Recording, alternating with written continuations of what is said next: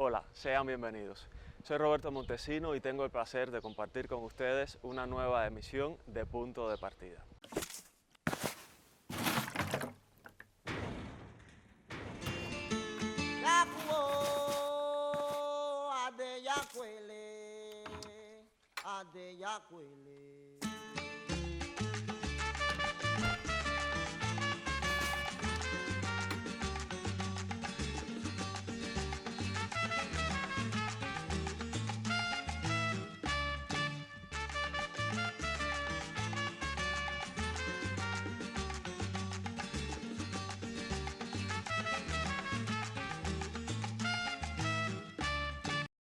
Hay momentos en el devenir histórico en los que la descripción de los hechos resulta menos extraordinaria que si la contara quien los vivió.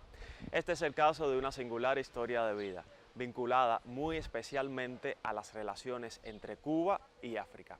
Hoy en el ciclo Ser cubanos es también ser hijos de África, entrevistaremos al investigador y escritor Heriberto Feraudí y la profesora Aimee María Borroto será nuestra cómplice.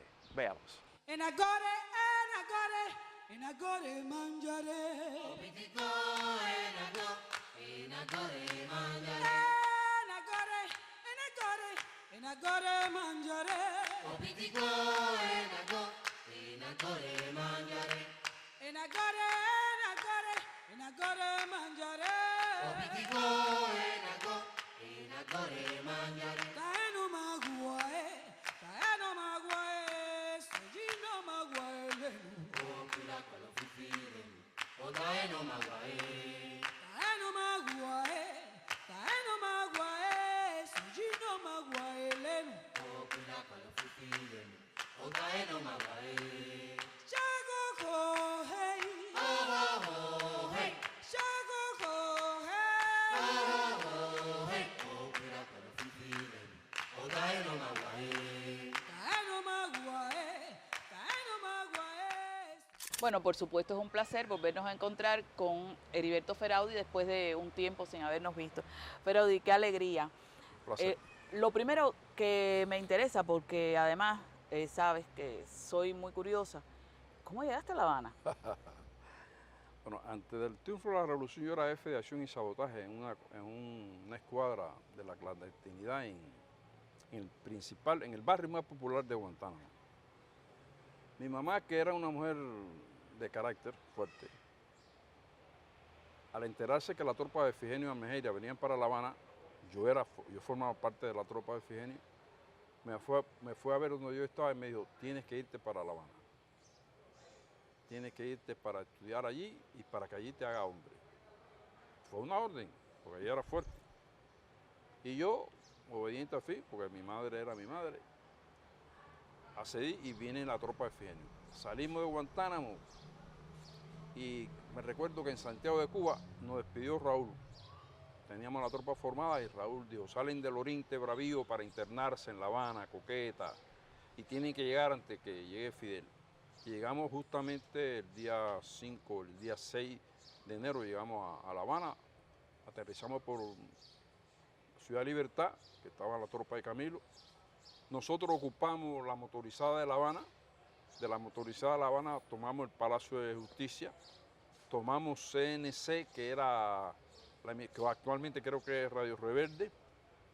Después pasamos a la 16 estación de policía, a la 9ª estación de policía, a la 16 estación de policía, y así empecé en La Habana en la Policía Nacional Revolucionaria. Cuando yo llego a La Habana, lo primero que hago es ir a la universidad. Yo quería matricular alguna carrera diplomacia, pero ya no podía porque para diplomacia tenía que tener el título de bachiller. Batista había clausurado los institutos de segunda enseñanza. Llegamos hasta el tercer año. Con el tercer año sí podía matricular a Administración Pública. Matriculé a Administración Pública y después nos dieron la facilidad a través de un examen, de un curso de nivelación, pasar a formar parte del curso de Ciencias Políticas.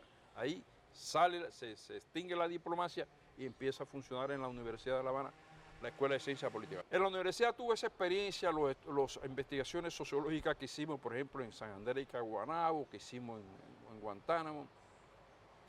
Y otra de las experiencias fue la Isla de la Juventud. Porque siendo dirigente de la Juventud Comunista en la universidad, en la Facultad de Humanidades, es que surge la idea de fundir la FEU y la UJC. Nosotros en una posición un poco sectaria estamos contra esa fusión. Consideramos que la FEU era una cosa y la UJC era otra.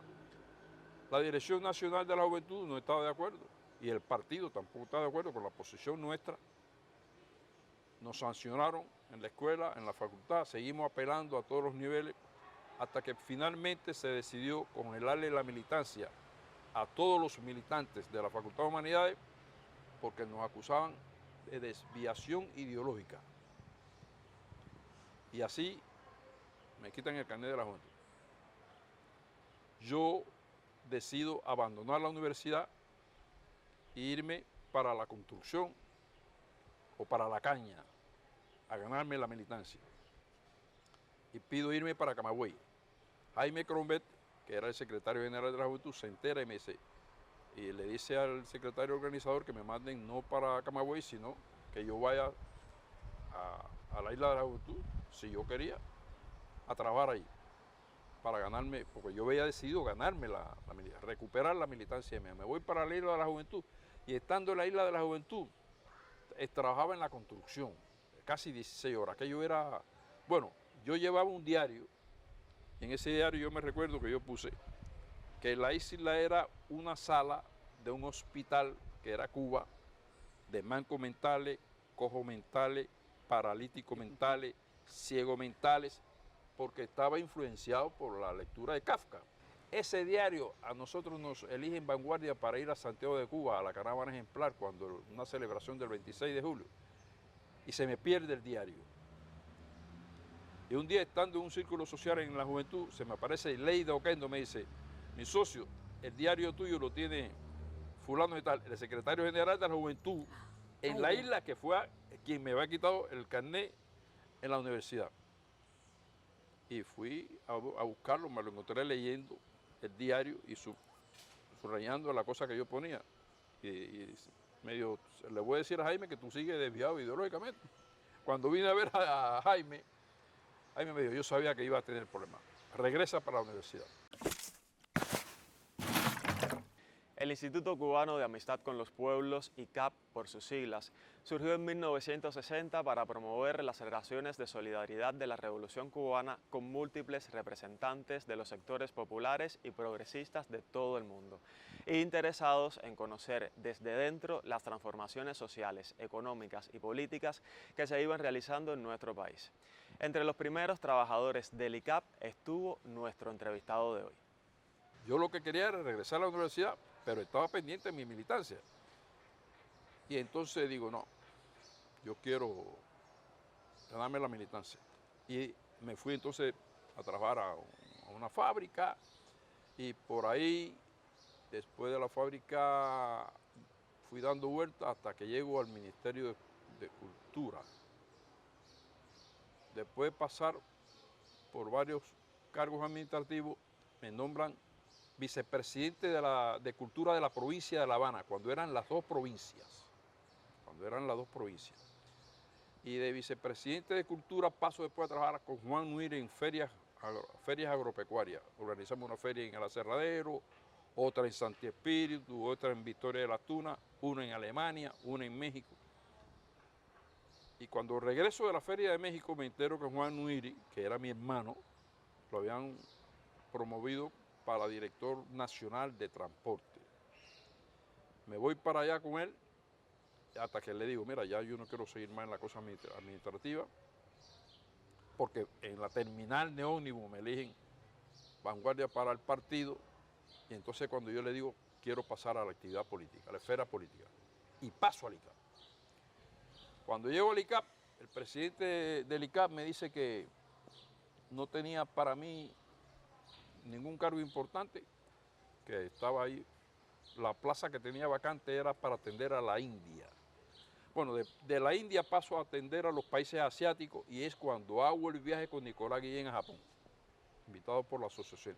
Esa fue una experiencia interesante. Imagínate, con Nicolás un mes por ahí por Japón, después fuimos a Angola, fue mi primer país africano que visité. Fuimos a Portugal y ya estando en África, en el ICAP, me hacen director de África subsahariana y con Mario Rodríguez, que era vicepresidente, hago mi primer recorrido por países africanos. Visito Nigeria por primera vez, Sierra Leona, Mali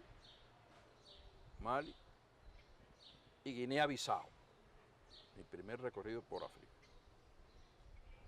Cuando regreso de ese recorrido, se está dando una recepción en el ICAP. Y llega Almeida y me dice, ¿quién te va a sustituir al frente de África subsahariana? Digo, a sustituirme a mí. Y dícele René Rodríguez, que era presidente del ICAP, expedicionario de Granma, le dice, Juan, Ferraudí no sabe nada.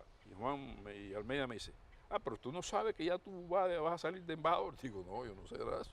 Dice, te han nombrado embajador en Zambia. Así es como yo me entero. Y el 28 de enero del 82, por ahí, salgo de embajador para Zambia. Ahí empieza mi carrera diplomática. Lo más significativo de mi estancia en Zambia fueron los lazos de amistad que pude estrechar con Oliver Tambo. Oliver Tambo, todo el mundo habla de Mandela,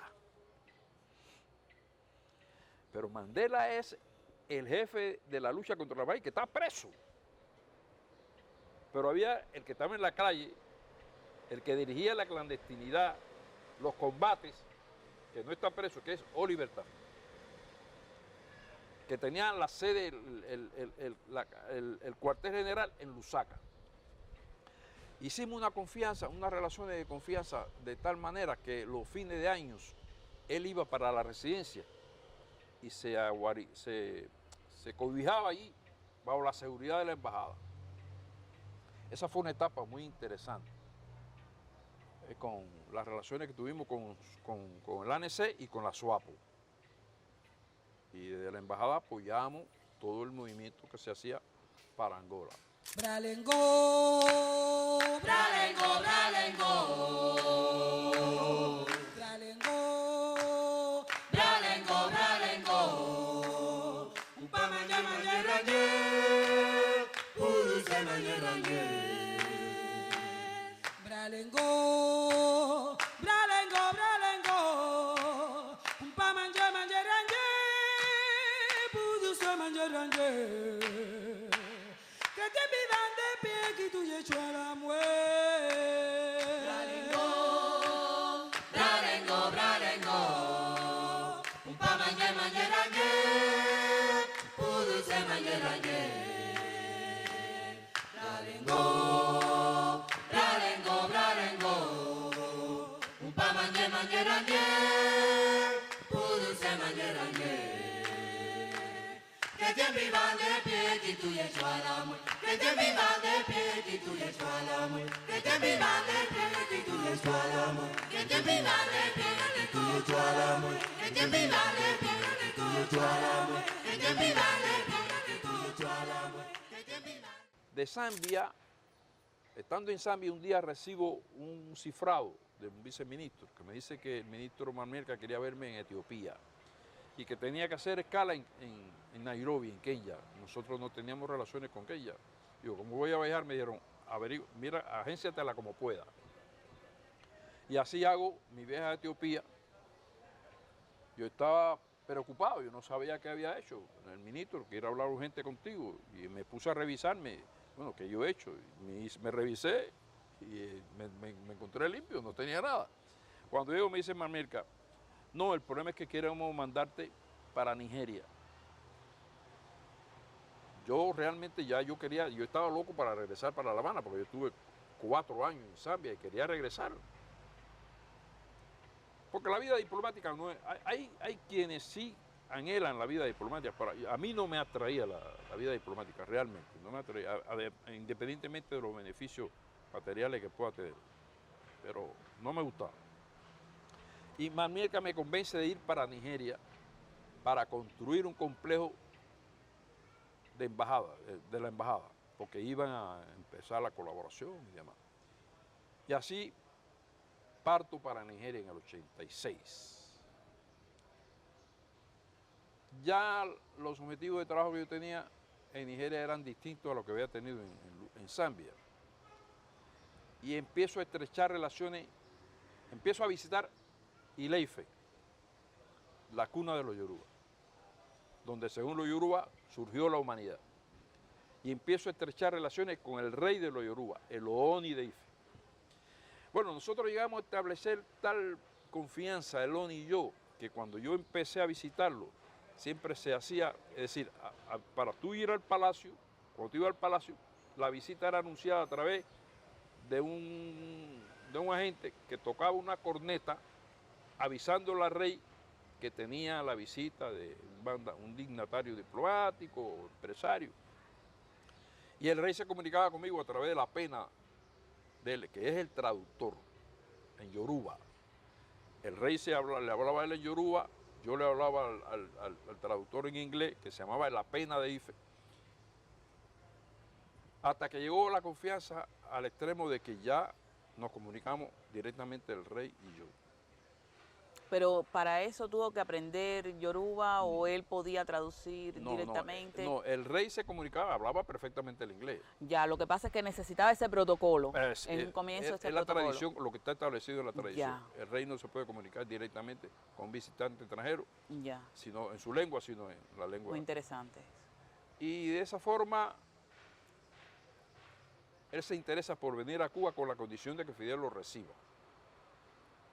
Yo empiezo a promover la visita del rey, el tema de los prejuicios, los prejuicios siempre están presentes. Y aquí había cierta prejuicio de yo visitando Ileife con el rey, que si yo era religioso, y el embajador, ¿a quién él me refería? ¿Qué le pasa? ¿Cómo está en esta onda del rey? Entonces yo tenía un aliado en el comité central que era Felipe Cardiado, que era el jefe de asuntos religiosos, Sí. que sí conocía y era sensible a estos temas. Que a propósito, él es después que me hace el prólogo al libro, a mi primer libro, Yoruba, un acercamiento a nuestras raíces. Con el apoyo de Carneado logramos la visita del rey a Cuba. Fidel recibió al rey. Y algo interesante, una experiencia muy interesante fue que cuando estábamos en la casa de protocolo y llegó Fidel, a mí me sorprendió porque el rey le dijo, le traje la lluvia, había una sequía tremenda. Y Fidel le preguntó, ¿cómo son los templos allá? Cuando Fidel le preguntó al rey, ¿cómo son? Yo me estremecí, porque yo conozco a los altares en Cuba, pero esa cultura de los templos. Entonces Fidel le preguntó cómo eran los templos. Fidel hacía muchas preguntas. ¿Cuántos congresos? Porque el rey me dijo, ¿le puedo decir que si podemos organizar un congreso de Yoruba? Digo, sí, puede planteárselo. Y que queremos crear un centro cultural Yoruba en La Habana, puede planteárselo. Usted planteárselo todo lo que usted quiera, Fidel. Fidel se interesó, se hizo la visita del rey de los Yoruba. De regreso a Nigeria, me concedieron entonces un título de Chief Osi Olokun de Ijio. El único título que le han conferido los Yoruba de esa categoría a un cubano o a un latinoamericano. Me concedieron ese título. Osi Olokun Ijio, ¿por qué? Yo le pregunté, ¿por qué? ¿Qué significa eso? Me dijeron, porque usted en Yoruba, Osi es quien se sienta al lado izquierdo del rey. Osi. Olokun por el océano que media entre Nigeria, entre África y Cuba. Y Ijio, porque en una época un grupo de Yoruba que trataron de emigrar se quedaron anclados en una isla que se llamaba Ijio, y esos Yoruba cogieron mucho sol y se pusieron más claritos. Y como usted de ese color, por eso le damos el título de Osi Olokun Ijio.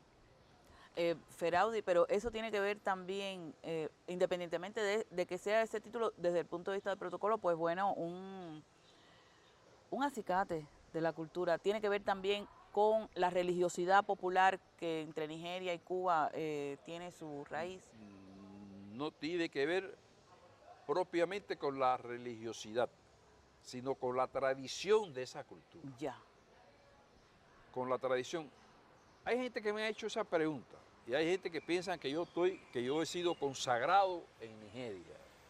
Yo, si tú me dices, yo realmente no sé. Yo lo que sí recuerdo perfectamente es que cuando se hizo esa consagración, a mí me llevaron a una casita de techo de zinc y en esa casita habían 16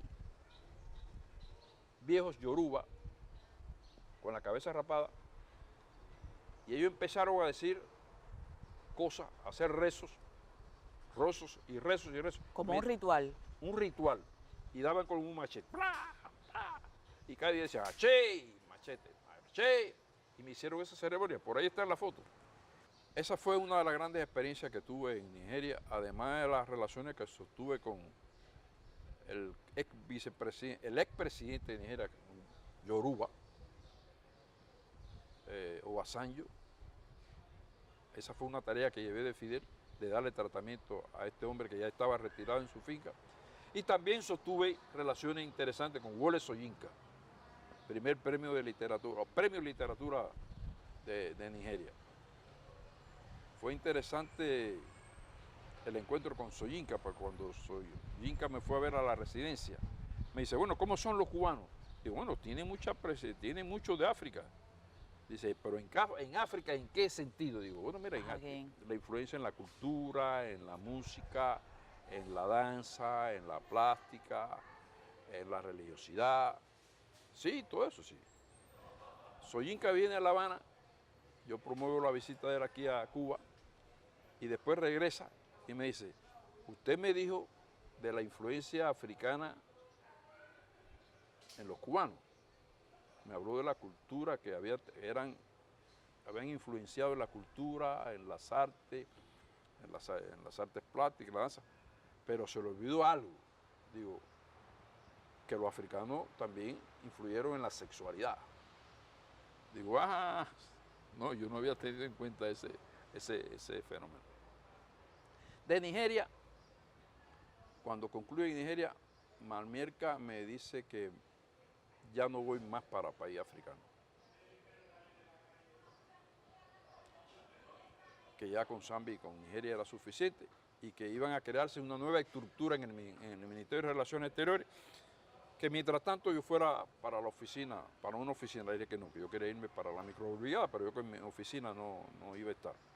Me voy para la microbrigada y estando en la microbrigada me llaman, me hacen subdirector de África subsahariana en el ministerio. Y de repente tengo que partir para Mozambique de embajador por una situación que había en Mozambique. Voy para Mozambique y cuando terminé en Mozambique, que regreso a Cuba, después paso a consultor de Naciones Unidas en la Convención Nacional de Lucha contra la Sequía y la Desertificación. Me dieron ahí la tarea en Naciones Unidas, viajo a Bonn, en Alemania, en Naciones Unidas me dan la tarea de organizar un evento, un fórum, porque el secretario general de la desertificación me decía que él quería que los intelectuales aterrizaran en el tema de la desertificación y la sequía, que no había logrado eso. Le dije, vamos a organizar un evento. Nosotros organizamos organicé un evento aquí en Cuba con intelectuales que invitamos a gente de África, de Asia, de América Latina. Fue un tremendo evento que se dio en Cuba. Y después